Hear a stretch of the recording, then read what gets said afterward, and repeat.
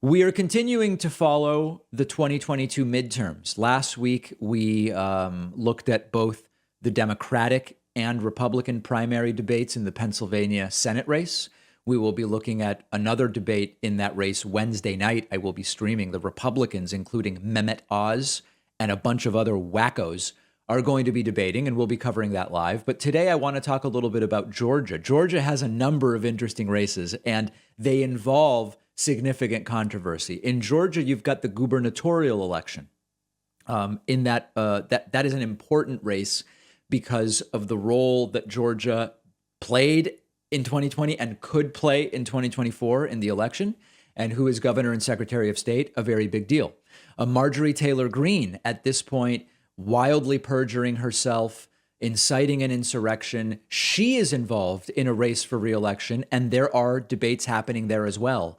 And what I want you to think about as you watch some of these clips, there were a number of Georgia debates over the weekend. We'll look at gubernatorial. We will look at also Marjorie Taylor Greene. They seem like Saturday Night Live skits. And I'm not just talking about the accents. I know people in Georgia in certain parts, there's a certain education level where there's a certain accent. That's not what I'm talking about. These seem like characters out of a skit where we are pretending to be the most weaponized, disinformed caricatures of what it means to be an American right-winger. When we think of how do you depict your typical American right-winger in a film for a British audience, it would be like these people. Let's go with the first clip. This is Candace Taylor running for the Georgia governor's race. And let's just listen. I won't even tell. There's really no way to introduce this properly. Take a look. I'm going to put the Constitution first, and I'm going to put Jesus first every single time. Wait, your guiding philosophy will be Jesus first. You're supposed to be a representative of the state's civil government, which is a separation of church and state. But she openly says Jesus will be number one for her. And we're going to fix our schools. We're going to get rid of this anti-white racism and oppression of our children of color. We're going to get. And again, children, is that a normal thing? I don't want to make fun of accents, but is that a normal thing? Children? Rid of the transgender manipulation, and we're going to ensure that boys aren't in our girls' bathrooms and girls aren't in our boys' bathrooms and people aren't being raped. And we're going to get rid of kindergarten teachers, men with beards and lipstick and high heels teaching our children. We're going to get back to being moral in Georgia. We're going to put morality over money. I'm Candace Taylor. I'm the one you've been waiting for. Right. That is Dark Ages stuff. And is it even okay to say, I know sometimes people get mad when you say Dark Ages, but that's Dark Ages stuff. That's retrograde. That's taking us back to, sometimes we say they want to take us to 1955. With some of these people, it's almost like they want to take us to 1855, United States.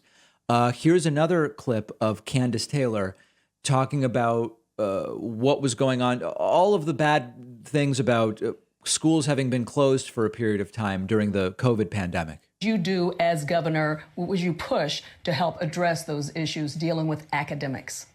Absolutely. It's gotten way worse because of the pandemic, because our governor opened the state, which was great, but he didn't open the school. Now, did she say the planned pandemic? I want to go back because that's another wild conspiracy. This is almost like, remember the disinformation film Plandemic, which argued it was all planned by the globalist elite, as Alex Jones would say.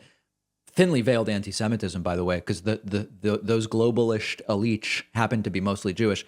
Did she say the planned pandemic? Let me listen. It's gotten way worse because of the pandemic, because our governor. Maybe it was just a stutter. It's almost like she said the planned pandemic. Let's listen. Opened the state, which was great, but he didn't open the schools. And so kids were at home for a year, not ingrained in education and routine. Children need routine. And what we saw happen is children with depression or children that were being molested. Let's talk about the hard stuff. Kids that are being molested never had a reprieve. They were molested day after day after day, and their parents were not teaching them anything. And so staying consistent, for one thing, and offering after school programs and offering things to get them. Yeah. Now, I mean, it is absolutely true that one of the things about being stuck at home, and we saw this with couples where there's domestic violence, oftentimes leaving to work was when you got a break from the domestic violence. That is true. But this sort of framing completely ignoring the actual circumstances that were happening medically. Imagine this as the governor. Very, very dangerous. Next, we'll go from the Georgia Gubernatorial to Georgia 14th District. There was a Republican primary debate. The incumbent in that seat is radical, repugnant, reactionary Republican Congresswoman Marjorie Taylor Greene. And she was in a debate with Jennifer Strahan.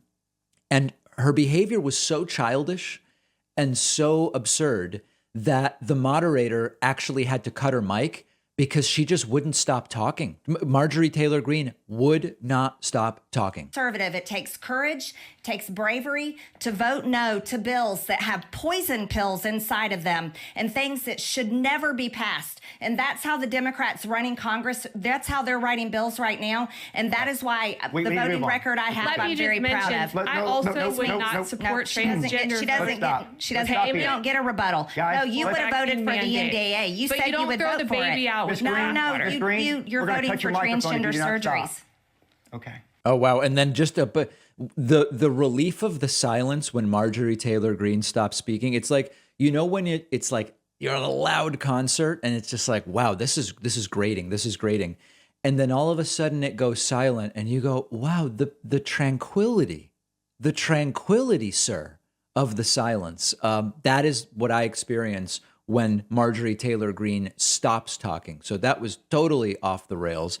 And then also in the congressional debate, a guy named Eric Cunningham is running, and he tries to deliver a statement about he will also out Jesus everybody else, but he weirdly loses his train of thought and just seems visibly confused. They're not sending their best, my friends. Cunningham, I have strong core Christian conservative values, and I want to emphasize one word in there, Christian.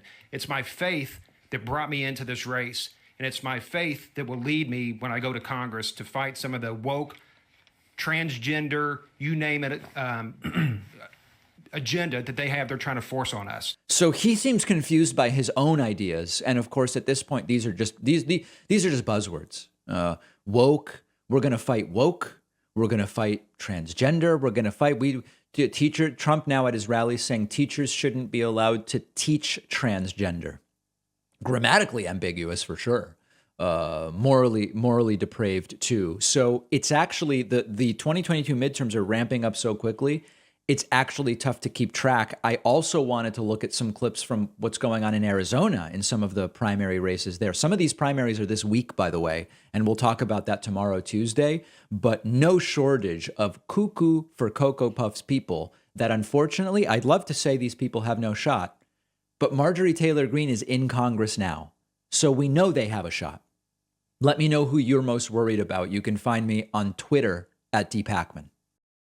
One of our sponsors is called Privacy. Privacy is a totally free service that I've been using for years. Privacy lets me create virtual payment cards with one click, and when I use the virtual card, the money is taken out of my bank account. You can create multiple cards, delete them, freeze them, set a spending limit on them. Let's say I'm signing up for a free trial and it requires a credit card. Privacy will autofill a virtual card number, and then after signing up, I can delete that virtual card. So I know I'm not going to be charged again. Something really useful and very practical. Or let's say I'm ordering food over the phone, but I left my wallet somewhere. I don't have my real credit card on me. I can use a virtual card on my Privacy mobile app. But really the best part is you're not out there exposing your real credit card number, so you're not as susceptible to data breaches and identity theft. Privacy is a totally free service, and you'll get $5 to spend when you go to privacy.com/Packman. The link is right underneath this video.